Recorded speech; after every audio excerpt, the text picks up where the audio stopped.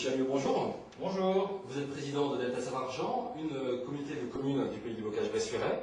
Alors le pays du Bocage-Bressuiret se distingue par un tissu dense de PME, de TPE sur l'ensemble de son territoire. Est-ce que vous pouvez nous en dire plus sur l'installation ou la reprise de commerces, d'entreprises qui sont accordées par Delta Save-Argent?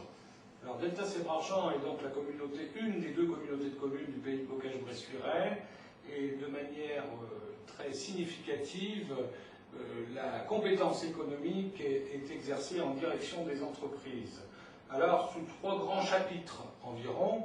Le premier chapitre, c'est une aide à la reprise ou à la succession-reprise d'entreprises, qui se traduit dans tous les cas de figure par une aide qui peut paraître un peu symbolique au premier degré, mais qui est un bon coup de pouce de 1 500 €, moyennant certaines conditions d'investissement, sans contrainte de création d'emplois, pour cette aide-là, qui est réglementaire sur le plan européen.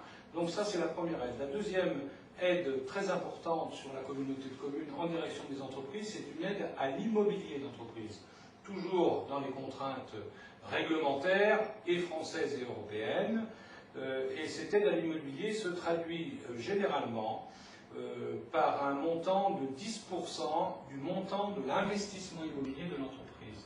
Alors qu'il s'agisse d'un investissement neuf, d'une construction, d'un atelier, d'un siège social, etc., mais qu'il s'agisse également éventuellement d'un agrandissement de l'entreprise, ou d'une extension de son patrimoine immobilier.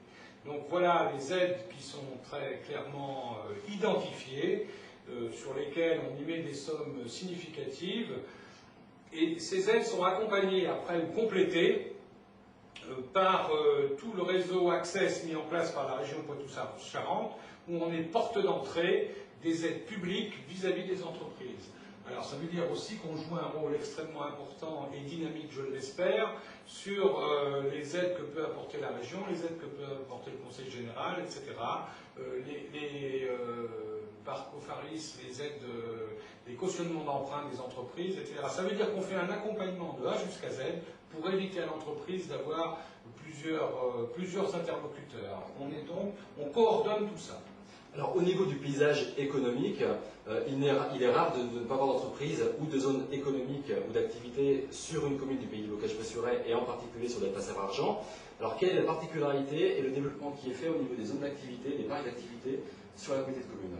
Alors, notre communauté de communes a un grand nombre de parcs ou d'espaces économiques, puisqu'on a deux caractéristiques. Les parcs économiques qui sont des parcs de haute qualité environnementale, en règle générale, et où toutes les notions de plantation, d'environnement, d'enfouissement de réseau sont prises en compte, qui sont également équipés de haut débit.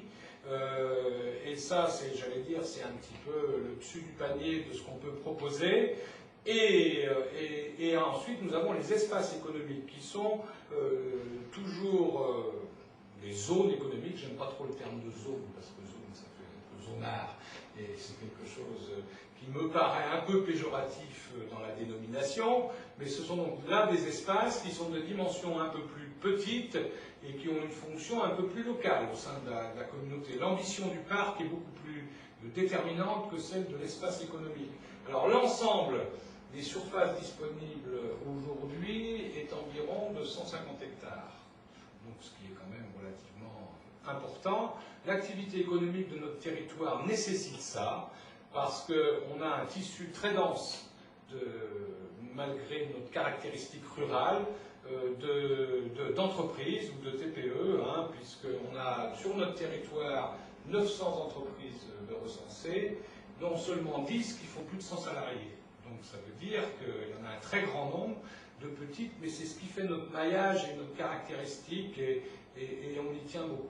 Le développement se fait essentiellement autour de l'extension, de l'agrandissement des entreprises existantes. On a relativement peu d'entreprises extérieures qui viennent sur notre territoire, on est toujours demandeurs, sauf dans le cas de rachat ou de formation de groupe, ce qui arrive quand même assez souvent. Sinon, c'est l'extension, c'est ce qu'on appelle le développement endogène. Merci.